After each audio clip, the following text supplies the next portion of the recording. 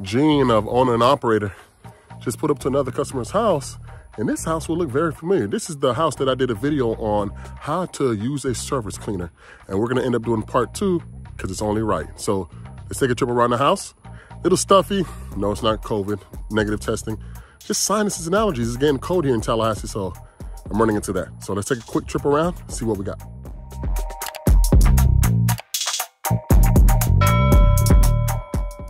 Back of the house, fine.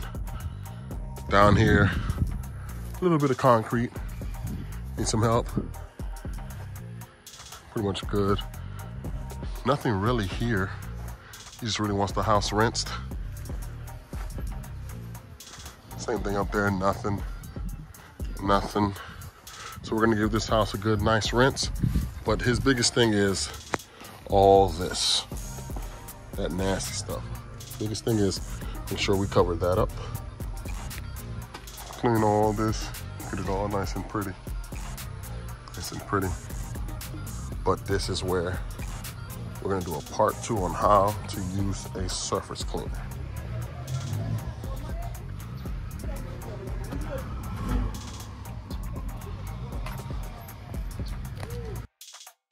So what you can see from here is that we're going with the sidewalk.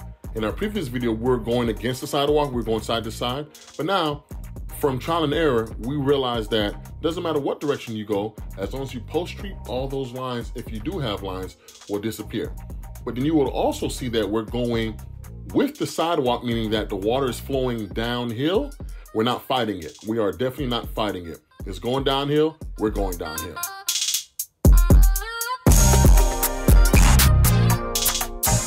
This is an absolute must, a ball valve. For you guys that don't know what a ball valve is, this is it.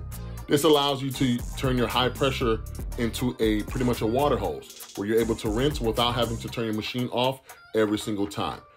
I have it slightly cracked open, which means it has enough pressure, but it does have water and force coming out to aid us to wash this sidewalk. You realize it's going downhill.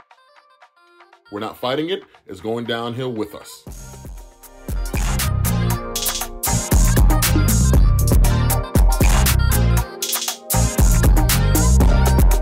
Back onto the surface cleaner. Once again, from the last video, we're going side to side. It does not matter. As long as you post treat, you'll be fine. Take your time and go with the slope. Just take your time. If you move too fast, you'll start to have swirls and lines in the concrete.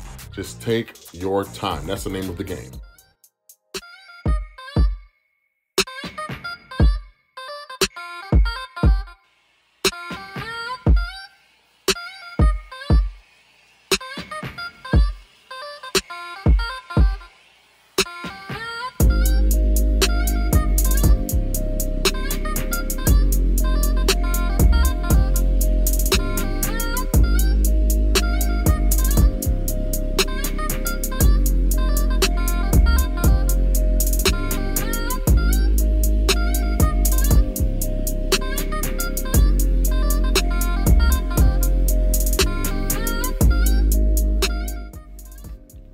What I like about this ball valve here, it's pretty much a wand in your hand, a very short wand. As long as your ball valve is cracked open slightly, has the same amount of pressure and force that your gun would usually have. So right here, you can tell that I have to get real close to the building. And instead of pulling my wand out, I was with my surface cleaner. I cracked that bad boy just slightly, and look, it's coming off like butter.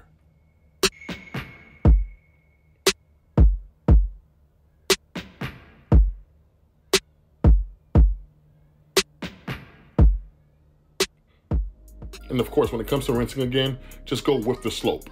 Don't fight it. And honestly, I've realized that when it comes to rinsing with your ball valve, if you have an edge where it goes to the grass or into a drain or something, just use that. Don't go the full length of the driveway or sidewalk. Just have it go off the side. Just have it go off the side and you'll be good to go. Follow the slope. Let gravity do all the work for you. Just let it do all the work for you. Yep, I missed that little spot right down the right-hand side. I'll definitely go back and get that, which I did. And I did post-treat that which made that bad boy go right away. And here it is, post-treatment. You can see it there, you can see it there, and it's definitely doing its magic right there. That's what all that bubbling is. All that bubbling means that organic growth is being killed. And look what it looks like.